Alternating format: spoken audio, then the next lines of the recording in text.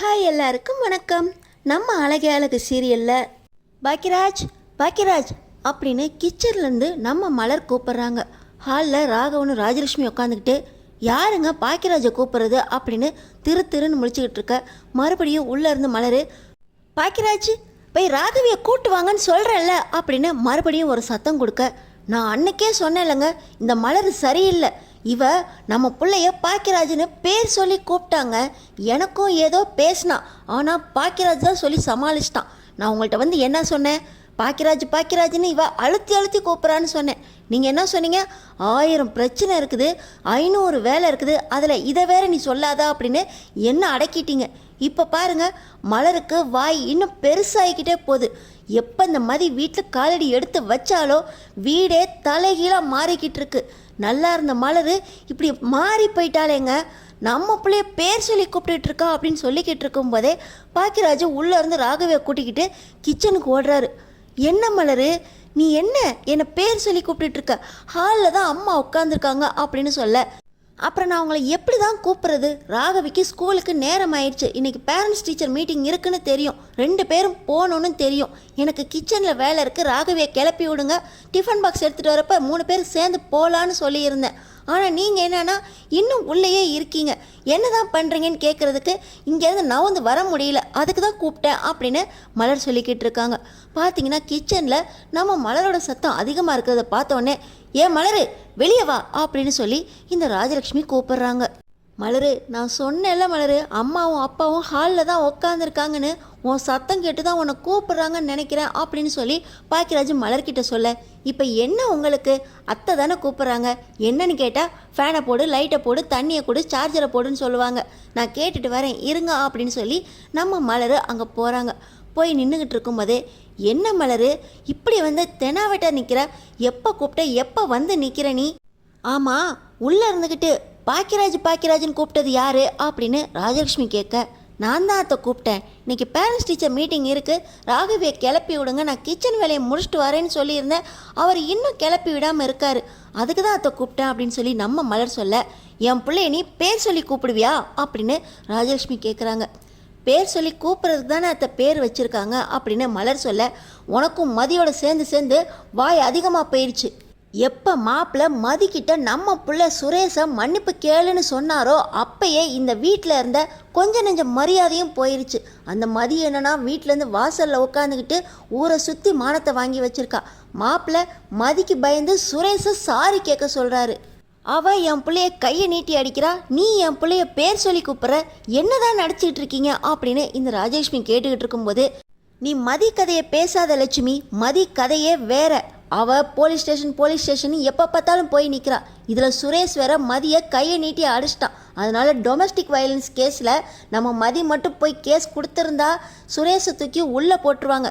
சுரேஷை மட்டும் இல்லை, இந்த வீட்டில் நம்மளையும் தூக்கிட்டு போய் உள்ளே தூக்கி போட்டுருவாங்க. சுரேஷோட வேலையும் போயிடும். ஏற்கனவே அவன் வேலை போயிடுச்சுன்னு பொண்ணு கிடைக்காம அவளை காலையில் கூட்டிகிட்டு வந்து கல்யாணம் பண்ணி வச்சோம். இப்போ அவன் மட்டும் போய் கேஸை கொடுத்து வேலை போயிருச்சு, அவன் வாழ்க்கையே போயிடும். அதனால தான் மாப்பிள்ளை நம்ம நல்லதுக்காக சுரேஷா சாரி சொல்ல சொன்னார். அதுதான் மதியையும் சாரி கேட்க சொன்னார்ல அப்படின்னு சொல்லி ராகவன் சொல்லிக்கிட்டு இருக்கும்போதே, அவள் கதையை விடுங்க, இனிமேல் அவள் இந்த வீட்டில் இருக்கிறது ஒன்று தான், இல்லாததும் ஒன்று தான். அவள் பற்றி இனிமேல் யார் எதுவும் பேச வேண்டாம், அவள் பாட்டு இருக்கட்டும், திரியட்டும், சுத்தட்டும், என்ன வேணால் பண்ணிட்டு போட்டோம் அப்படின்னு சொல்லி ராஜலட்சுமி சொல்லிக்கிட்டு இருக்கும்போதே, ஆமாம் மலர், அத்தை கேட்டுட்டு இருக்காங்க, நீ பாட்டு தெனாவட்டா வந்து நிற்கிற, மதி பிரச்சனையிலேயே பெரியவங்க பேசிக்கிட்டு இருக்கும்போது நீ ஊடையில் வந்து ரொம்ப வாய் பேசின, அவளுக்காக சப்போர்ட் பண்ண, உனக்கு ஏற்கனவே சொல்லி வச்சுருக்கேன், இந்த வீட்டோட குடும்ப சூழ்நிலையை புரிஞ்சுக்கிட்டு நல்ல மருமகளாக நடந்துக்கிட்டு இருக்க, நீ மதி கூட சேராதன்னு சொல்லியிருந்தேன். ஆனால் நீ மதிக்காக சப்போர்ட் பண்ணிட்டு எங்களை எதிர்த்துட்டு நிற்கிற, நல்லது கெட்டது எதுன்னு புரிஞ்சுக்கோ மலர், உன் வாழ்க்கைக்கு இதுதான் நல்லது, இதை புரிஞ்சுக்கிட்டு எப்படி இருந்தியோ அப்படியே தொடர்ந்து நடத்தினா உன் வாழ்க்கைக்கு நல்லது. இல்லை மதியோடு சேர்ந்துக்கிட்டு அவள் சொல்லி கொடுக்குற மாதிரி தான் நடந்துக்குவேன், அவ்வளோ மாதிரியே நடந்துக்குவேன் அப்படின்னு, இதோ இப்போ என் பிள்ளைய பேர் சொல்லி கூப்பிட்டியே, அது மாதிரி மறுபடியும் தொடர்ந்து நடந்துச்சு, அவ்வளோதான் மலர், பார்த்துக்கோ அப்படின்னு சொல்லி ராகவன் சொல்கிறாரு. மாமா, மதியை அவங்க அப்பா சொன்னாங்களே, ஏதாவது பிரச்சனைனா எங்கள் வீட்டுக்கு நாங்கள் கூட்டிகிட்டு போகிறது தயாராக தான் இருக்கோம் அப்படின்னு, அதே மாதிரி தான் மாமா இந்த வீட்லேயும் எனக்கு ஏதாவது பிரச்சனை அப்படின்னா நானும் எங்கள் அம்மா வீட்டுக்கு போயிடுவேன் மாமா. நான் போனால் எங்கள் அம்மா என்ன வேண்டான்னு சொல்லிட மாட்டாங்க அப்படின்னு சொல்லி மலர் சொல்கிறாங்க. மலரு, நீயா பேசுகிற? மாப்பிள்ளைக்கு உங்கள் அம்மாவையும் தம்பியையும் பார்த்தாலே ஆகாதுன்னு உனக்கு தெரியாதா? தெரிஞ்சும் நீ உங்கள் அம்மா வீட்டுக்கு போகிறேன்னு பேசிக்கிட்டு இருக்க அப்படின்னு சொல்லி ராகவன் கேட்குறாரு. உங்கள் மாப்பிள்ளைக்கு எங்கள் அம்மாவையும் தம்பியையும் பிடிக்காதுன்னா நான் போகக்கூடாதுன்னு யார் மாமா சொல்லணும்? எனக்கு ஒரு பிரச்சனைனா அவங்க வந்து நிற்பாங்க, என்னை வர வேண்டான்னு சொல்ல மாட்டாங்க மாமா. உங்கள் மாப்பிள்ளைக்கு பிடிக்காது அப்படின்னா உங்கள் மாப்பிள்ளையே எங்கள் அம்மாவும் தம்பியும் வர நேரத்தில் வர வேண்டான்னு சொல்லுங்க மாமா.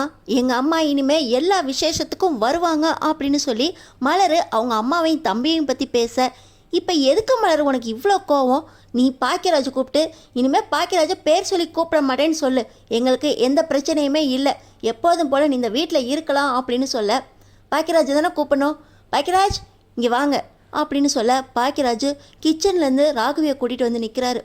நான் இனிமேல் உங்களை பேர் சொல்லி கூப்பிடக்கூடாதான்.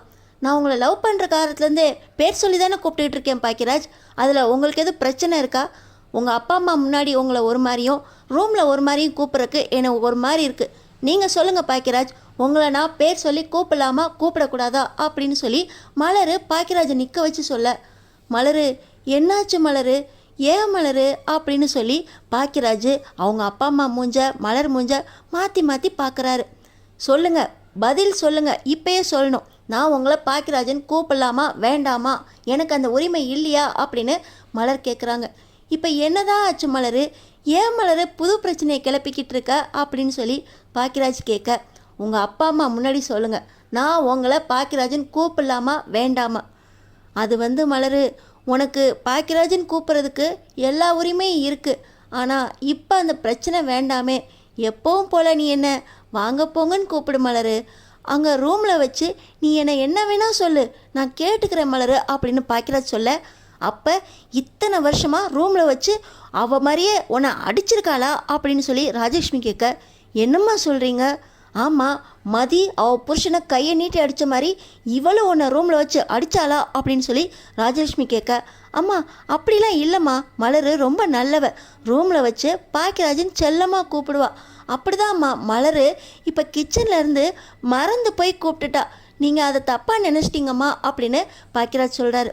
அவள் மறந்து கூப்பிட்டாலோ இல்லையோ, இப்போ அவள் உன்கிட்ட மன்னிப்பு கேட்கணும், இனிமேல் அவள் பாக்கியராஜன் கூப்பிட மாட்டேன்னு சொல்லணும் அப்படின்னு ராஜலக்ஷ்மி சொல்கிறாங்க. இல்லை அத்தை, நான் எப்போவும் எப்படி இருக்கணும்னு நினைக்கிறேனோ அதே போல் எல்லார் முன்னாடியும் இருக்கணும்னு நினைக்கிறேன். என் வீட்டுக்காரு எனக்கு உரிமை இருக்குது, நான் பாக்கியராஜன் தான் கூப்பிடுவேன் அப்படின்னு சொல்லி மலர் சொல்ல, என்ன மலர் நீ ஒரு பிரச்சனையை கிளப்பிக்கிட்டு இருக்கியா அப்படின்னு சொல்லி ராஜலக்ஷ்மியும் ராகவனும் கேட்க, டே பாக்கியராஜ், உன் பொண்டாட்டி இனிமேல் பாக்கியராஜன் கூப்பிட மாட்டேன், இப்போ கூப்பிட்டதுக்கும் மன்னிப்பு கேட்கணும் அப்படின்னு நீ சொல்கிற. அவள் மன்னிப்பு கேட்கலனா இப்போ அவள் வீட்டை விட்டு வெளியே போட்டுண்டா அப்படின்னு சொல்லி ராகவன் சொல்கிறாரு. என்னங்க மலரை வீட்டை விட்டு வெளியே போக சொல்கிறீங்க? அவள் அப்புறம் அவங்க அம்மா வீட்டுக்கு போயிடுவா. மாப்பிள்ளைக்கு இதெல்லாம் பிடிக்காதுங்க, அவள் மன்னிப்பு தானே கேட்கணும், கேட்டுருவா.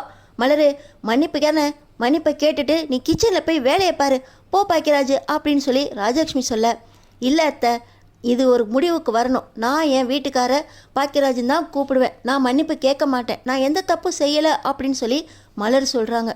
நீயும் பதிலுக்கு பதில் பேசுறியா மலர் அப்படின்னு சொல்லி ராகவன் கேட்க, இல்லை மாமா, என் உரிமையை தான் சொல்கிறேன். என்னோட உரிமை என் புருஷனை நான் ஆசைப்பட்ட மாதிரி பாக்கியராஜன் தான் கூப்பிடுவேன். உங்களுக்கு பிடிக்கலன்னா சொல்லுங்கள், மன்னிப்பு கேட்கவே மாட்டேன், நான் வீட்டை விட்டு வெளியே போகிறேன் அப்படின்னு சொல்லி இப்போ மலர் பார்த்தீங்கன்னா பேகை தூக்கிட்டு நிற்க, மலர் ஏன் மலர் நீ இருக்கணும் மலர் அப்படின்னு சொல்ல, ராஜலக்ஷ்மியும் நீ பேகை தூக்கிட்டு கிளம்பிட்டா எங்களுக்கு யார் இங்கே வீட்டில் வேலையை பார்க்குறது? அந்த மதி பின்னாடிலாம் எங்களால் சுற்ற முடியாது. அவள் ஒரு வார்த்தை சொன்னால் 10 வார்த்தை பேசுவாள், அவகிட்ட எங்களால் வேலையெல்லாம் வாங்க முடியாது. நீ இங்கே தான் இருக்கணும் மலர், நீ பாக்கியராஜ்கிட்ட மன்னிப்பெல்லாம் கேட்க வேண்டாம், இனிமேல் அவனை வாங்க போங்கன்னு மட்டும் கூப்பிடு, போதும் உள்ளே போய் வேலையை பாரு அப்படின்னு ராஜலக்ஷ்மி சொல்ல, இல்லை அத்தை, இது ஒரு முடிவுக்கு வரணும், நான் பாக்கியராஜன் தான் கூப்பிடுவேன், விருப்பம் இருந்தால் சொல்லுங்கள், இல்லை நான் வெளியே போகிறேன் அப்படின்னு சொல்லி மலர் பேகை தூக்கிட்டு நிற்க, ராகவனும் ராஜலக்ஷ்மியும் என்ன பண்ணுறது, ஆளுக்கு பிள்ளைங்கக்கிட்ட இப்படி மன்னிப்பு கேட்க மாட்டேன்னு விளையாடிட்டு இருக்காங்க. நம்ம மேலே தப்பா இவள்க மேலே தப்பா, மதி வீட்டுக்குள்ளே நுழைஞ்சதுலேருந்தே எல்லாம் தப்பு தப்பாக தான் நடக்குது அப்படின்னு பேசிக்கிட்டு இருக்காங்க. மலர் வீட்டை விட்டு போக போகிறாங்களா, இல்லை பாக்கியராஜன் கூப்பிட்றதுக்கு ராகவனும் ராஜலக்ஷ்மியும் ஒத்துக்க போகிறாங்களா, அடுத்தடுத்து என்ன நடக்க போகுதுன்னு தெரிஞ்சுக்கிறதுக்கு நம்ம சேனலை சப்ஸ்கிரைப் பண்ணி தொடர்ந்து பாருங்கள்.